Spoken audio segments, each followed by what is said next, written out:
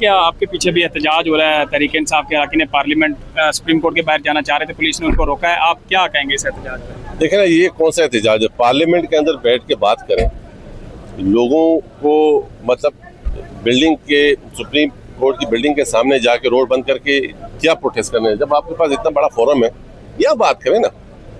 यहाँ आप कंप्रोमाइज बात नहीं कर रहे हैं, सिर्फ अपने वर्करों को दिलासा देने के लिए ये एक्टिविटी करते हैं।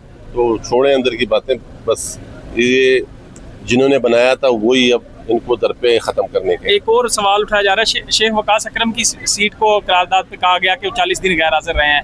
तो क्वेश्चन उठाया जा रहा है कि मियां नवाज शरीफ भी काफ़ी अरसे से ऐवान में नहीं आ रहे, कुछ 56 हाजिरियों में उनकी अभी गैर हाजिर। देखिए, मैं इसका जवाब तो नहीं दे सकती या स्पीकर ऑफिस दे सकते, लेकिन एज ए पार्लियामेंटेरियन मेरी नॉलेज में ये है कि उन्होंने लीव एप्लीकेशन दी है। शेख वकास अकरम साहब की तरफ से लीव एप्लीकेशन नहीं आई है, ये बिकॉज ये बताया जा रहा है। अंदर में हकीकत क्या है, स्पीकर ऑफिस और गवर्नमेंट बता सकते हैं।